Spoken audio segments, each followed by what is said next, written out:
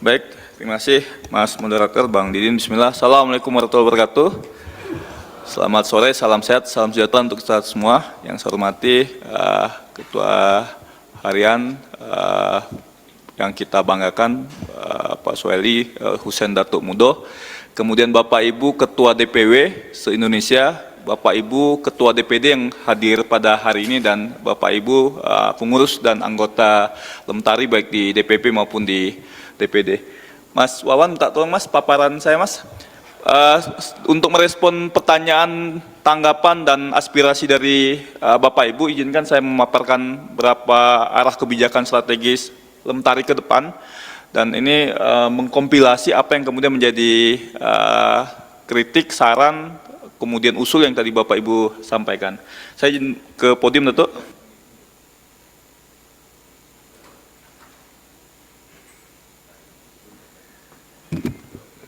Baik, saya mau salam Lemtari, tapi saya lihat udah pada lemes nih. Udah mau buka puasa, jadi nanti energinya terkuras. Jadi saya langsung saja Bapak Ibu. Bapak Ibu, saya coba membuat sebuah kompilasi grand design Adobe Reader, Mas Wawan. Itu Adobe Reader yang udah Adobe Acrobat ya. Jadi grand design kebijakan Lemtari 2023-2028, karena kemarin kita sudah musdatnas Bapak Ibu, dan alhamdulillah kita bisa menyelenggarakan di MPR. Saya kira ini sebagai simbol pergerakan kita sebagai lembaga adat, karena MPR itu adalah rumah rakyat yang merupakan pilar dalam rangka menjaga negara kesatuan Republik Indonesia, yang komponen utamanya adalah kita. Lanjut. Nah, grand design kebijakan strategis Lemtari ini ada 3 Bapak Ibu pilarnya. Yang pertama adalah kita bicara mengenai kelembagaan. Penting karena kita sebagai sebuah entitas hukum yang suka tidak suka, mau tidak mau, kelembagaan kita itu harus clear and clean secara hukum. Kemudian yang 2, ketatalaksanaan. Kita bicara mengenai pedoman kerja organisasi, dan ini penting karena tadi misalnya ada beberapa saran masukan misalnya dari Bangka Belitung, DPP misalnya kurang turun ke lapangan memastikan ketatalaksanaan di daerah itu secara optimal. Saya kira ini nanti kita akan perbaiki. Dan yang ketiga adalah sumber daya manusia. Jadi ketiga pilar ini merupakan pilar lanjutan, karena selama 5 tahun yang Lemtari berdiri yang dipimpin oleh Datuk, saya kira dalam konteks kelembagaan ini sudah sangat baik sekali. Jadi kita memiliki 30 DPW dan ini luar biasa bagi sebuah organisasi hari ini. Lanjut. Pertama, pilar transformasi kelembagaan. Jadi ke depan legalitas hukum kita itu akan perbaiki. Saya coba memeriksa SK perkumpulan kita di Kementerian Hukum dan HAM, dan itu belum ada. Jadi Lemtari ini secara sosiologis sudah memiliki positioning, tapi secara hukum negara belum mengakui kita secara resmi sebagai sebuah organisasi perkumpulan badan hukum. Jadi setelah Mukernas ini saya izin ke Datuk dan Ketua Umum Prof. Arif Hidayat nanti akan mengurus ini ke Kementerian Hukum dan HAM agar kita memiliki SK pengesahan badan hukum dan juga SK Ormas dari Kemdagri. Jadi kita akan disahkan oleh Kumham sebagai badan hukum perkumpulan dan juga akan disahkan oleh Kemdagri sebagai organisasi masyarakat. Ini batu pijak kita untuk kemudian menyelesaikan masalah-masalah pendanaan, kemudian masalah-masalah kerjasama dan lain-lain. Karena jika kita tidak punya SK pengesahan badan hukum, maka kerjasama kita akan terbatas, khususnya misalnya kaitan dengan pendanaan dari negara. Kemudian yang kedua, kita coba revitalisasi dan restrukturisasi DPW yang telah ada. Tadi keluhan misalnya ada DPW yang dualisme, ini akan kita rapikan. Jadi kita akan akui hanya 1 DPW, yang nanti bisa saja kita caretaker dulu, kita tarik ke pusat, kemudian dari DPP akan menugaskan 1 pengurus DPP untuk menyelesaikan di sana, termasuk juga membentuk 4 DPW baru di Papua, karena ada 4 DOB, ada Papua Tengah, Papua Kepulauan, Papua Timur, sehingga ini akan kita bentuk, termasuk DPD, DPD. Bapak Ibu, kita ada 512 kabupaten kota. Dan ini PR ke depan Bapak Ibu di DPW untuk segera mengusulkan pembentukan DPD-DPD. Jadi seluruh DPD itu SK-nya dari DPP. Karena organisasi induknya ada di DPP, sehingga usulan Bapak Ibu terkait pembentukan DPD itu akan kita SK-kan agar organisasi kita menjadi rapi. Termasuk tadi usulan dari Bengkulu, kita membentuk organisasi, dari Jawa Tengah membentuk organisasi sayap, yaitu organisasi kepemudaan. Jadi ke depan kita akan ada Lemtari Milenial, Pak. Karena saya lihat yang mudanya ini hanya 1% dari kita yang tua-tua ini, Bapak Ibu. Ini kan bahaya bagi keberlangsungan. Kita bicara adat, tapi sesama kita yang sudah tua, yang sudah paham hukum adat. Nah, ini yang anak-anak muda ini yang saya kira yang sekarang sudah giat dengan budaya-budaya pop Korea gitu kan. Anak-anak sekarang lebih kenal Blackpink dibandingkan masyarakat adat, pahlawan, tokoh pahlawan ini ancaman bahaya bagi kedaulatan budaya kita, kedaulatan adat kita. Dan ini mengerikan ketika kemudian kita tidak pelihara ini. Sehingga tadi usulan dari Jawa Tengah bahwa kita akan bentuk Lemtari Milenial itu akan kita bentuk, Pak. Jadi mohon Bapak Ibu di tiap-tiap DPW nanti akan kita bentuk Lemtari Milenial yang isinya itu adalah anak-anak muda yang kreatif. Jadi Instagram, kemudian channel YouTube, Facebook itu generasinya kita ya. Anak sekarang mainnya TikTok gitu kan. Itu akan masif. Kampanye-kampanye ke milenial dan ini lebih adaptif. Termasuk juga kita akan bentuk organisasi sayap polisi adat, seperti Pecalang, Pak. Jadi nanti DPW akan membawahi juga organisasi sayap di tingkat wilayah, ada polisi-polisi adat, sehingga kemudian kita punya background polisional yang secara struktural kita akan usulkan itu masuk ke perda-perda di kabupaten kota atau provinsi. Pecalang di Bali itu dasar hukumnya cukup perda, tapi kemudian mereka memiliki kewenangan untuk menjaga seluruh ritual adat di Bali. Saya kira pendekar-pendekar di jawara-jawara di DKI itu akan cukup kuat ketika kita bentuk. Kemudian misalnya pendekar-pendekar di Banten gitu kan, pendekar-pendekar Melayu, saya kira ini bisa kita bentuk. Jadi ke depan itu kita akan besarkan organisasi kita, baik membentuk DPW, DPD maupun organisasi sayap, termasuk DPW luar negeri. Karena banyak orang Minang di luar negeri, banyak orang Papua di luar negeri, banyak orang Maluku di Belanda gitu kan, yang bagian juga punya sejarah kultural dengan kita, sehingga kemudian DPW luar negeri juga kita akan bentuk. Kemudian revitalisasi fungsi kesekretariatan. Kita akan punya sekretariat sendiri, sehingga kemudian Bapak Ibu yang akan ke Jakarta itu ada home base. Jadi kalau ke Jakarta itu ada tempat yang kemudian secara permanen kita miliki. Jadi saya dan Dato sudah komitmen untuk, saya bilang saya jadi sekjen, paling nggak saya harus mengamankan sekretariat 5 tahun ke depan. Jadi kita akan cari sekretariat yang representatif, yang kemudian situ sudah lengkap alat tulis kantor, kemudian ada ruang tidur kalau Bapak Ibu ke Jakarta untuk apa? Untuk menginap gitu kan, transit, termasuk juga sekretariatan dalam rangka IT-nya. Website kita akan kita perbaiki, seluruh saluran medsos kita akan kita perbaiki, karena saya sumuran dengan tadi yang Maltara ya, Maluku Utara, agak milenial, jadi antara generasi kolonial dan generasi milenial. Jadi kalau Dato kan kolonial nih, sekjennya pas generasi milenial. Jadi perpaduan ini saya kira perpaduan luar biasa antara Dato yang sudah bijaksana, selesai dengan diri sendiri, dan saya yang milenial bersama dengan teman-teman muda ini saya kira bisa membawa Lemtari lebih bergerak secara akrobatik. Ini yang pertama dalam konteks pilar transformasi kelembagaan internal. Nah, untuk eksternal, kita akan banyak melakukan kerjasama dengan berbagai macam KLD, kementerian, lembaga, dan daerah. Tadi yang disampaikan oleh teman-teman di Bangka Belitung, saya kira ini kita coba akan upayakan. Jadi kita akan bikin payung-payung MOU di tingkat nasional. Tadi malam kami sudah melis berapa lembaga yang akan kita datangi untuk kerjasama, Kemdagri misalnya, agar Permendagri nomor 18 tahun 2018 tentang lembaga adat desa itu bisa kita terapkan, Pak. Jadi tugas Bapak Ibu ke depan sebagai Ketua DPW dan DPD itu mengusulkan desa-desa adat, Pak. Desa-desa adat, karena ketika dia sudah ditetapkan sebagai desa adat, tadi yang disampaikan oleh Bangka Belitung, memiliki hak tradisional untuk kemudian melakukan ritual adat, hukum adat, tanah ulai, dan seterusnya.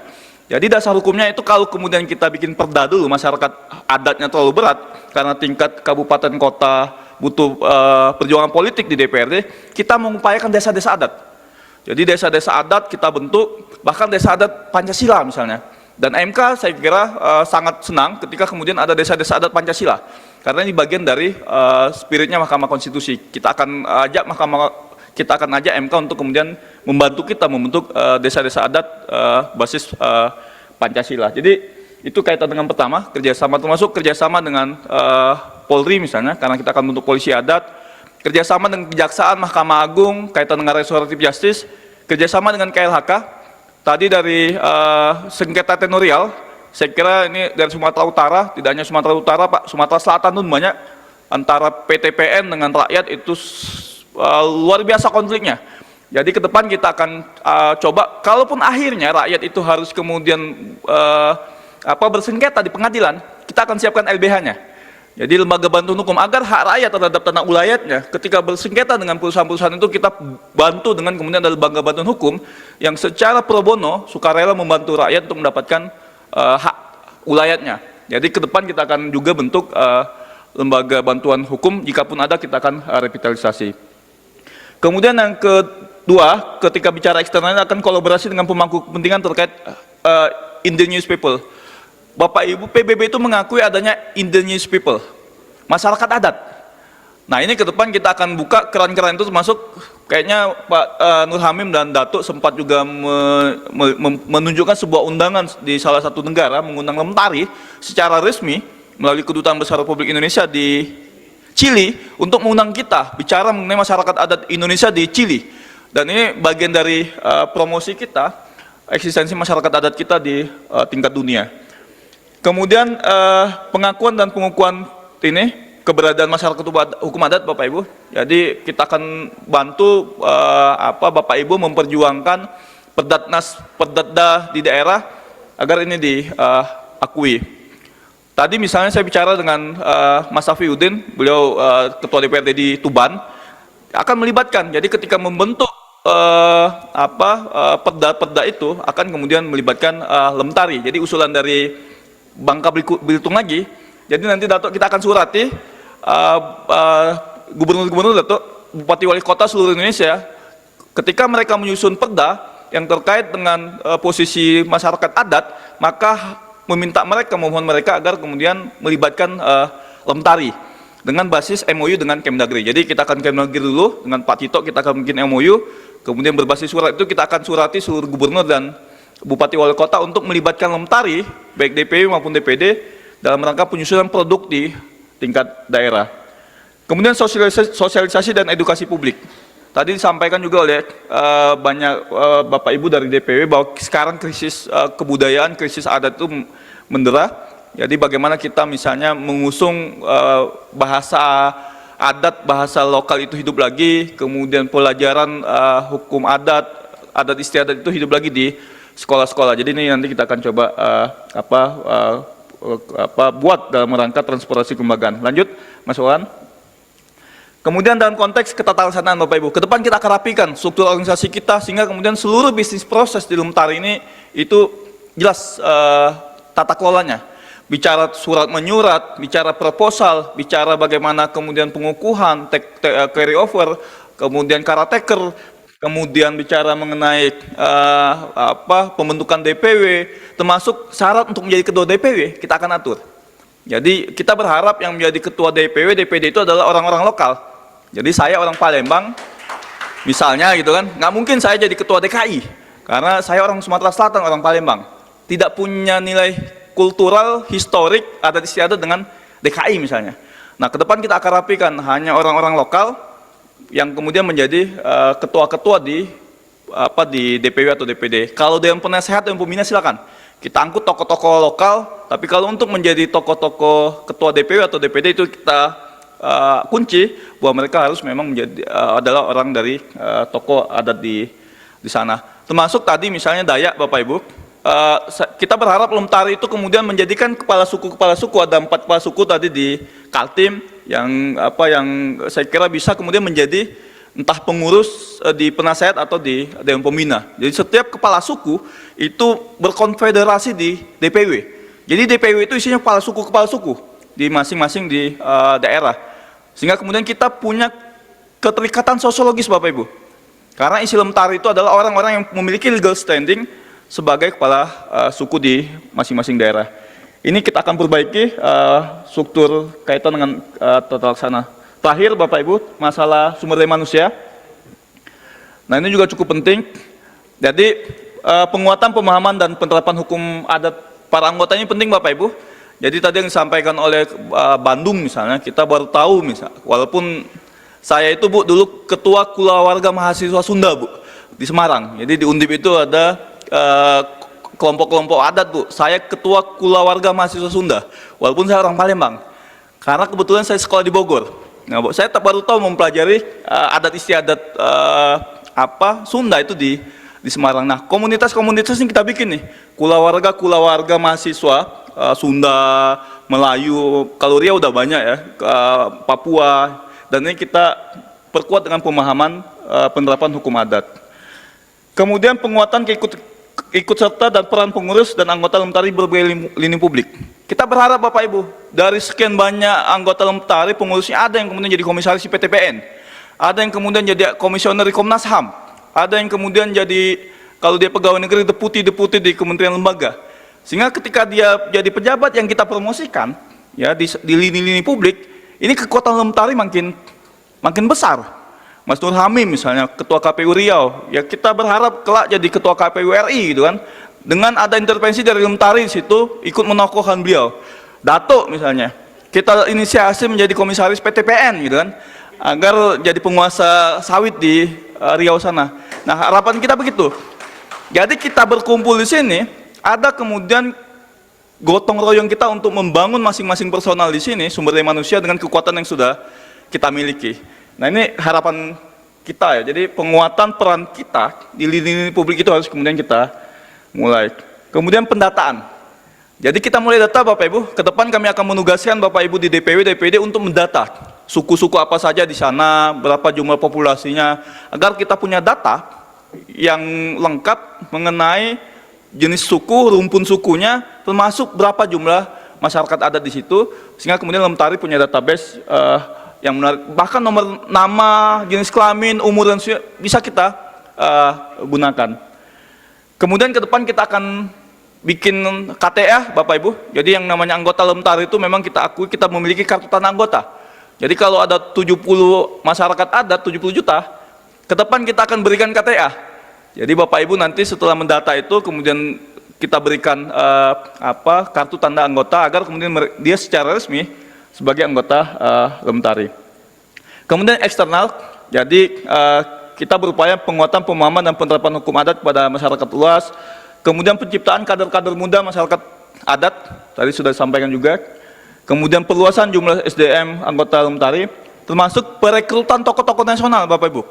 Kita rekrut tokoh-tokoh nasional, tokoh-tokoh lokal untuk menjadi bagian dari struktur di Lemtari.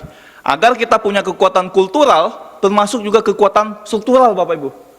Karena penting, ya, andaikan kita tidak punya hubungan struktural dengan Mahkamah Konstitusi, mungkin hari ini kita tidak bisa ada Mukernas di MK ini. Karena kita punya kekuatan struktural. Andaikan kita tidak punya jejaring struktural dengan MPR, Musdatnas kemarin kita tidak akan ada Musdatnas di MPR. Karena kita punya jejaring struktural. Dan orang-orang yang punya pengaruh terhadap kepentingan Lemtari, itu kita akan masukkan sebagai bagian dari Lemtari. Entah kita masukkan ke Dewan Pembina, dan penasehat, bahkan sebagai Dewan Pengurus. Nah, harapannya Bapak Ibu 5 tahun ke depan, ya, pasca saya tidak lagi jadi sekjen, saya kira Lemtari ini akan menjadi lembaga yang besar, yang kemudian memiliki kemanfaatan, the greatest happiness of the greatest number, hoirunas anfa'ahum linas. The best of you is the most contributing for people. Sebanyak-banyaknya manfaat bagi umat manusia, khususnya masyarakat adat di Indonesia. Itu saya kira, Bapak Ibu yang mau tepuk tangan silahkan, jangan ragu-ragu. Jadi itu merespon seluruh tadi, respon tanggapan termasuk masukan dari Bapak Ibu, dan ini nanti kita akan buat dalam sebuah buku hasil dari Mukernas. Demikian, terima kasih. Saya kembalikan ke moderator. Billahi taufiq wal hidayah. Wassalamualaikum warahmatullahi wabarakatuh. Lemtari, gemah ripah lo jinawi. Lemtari, gemah ripah lo jinawi. Lemtari, gemah ripah jinawi.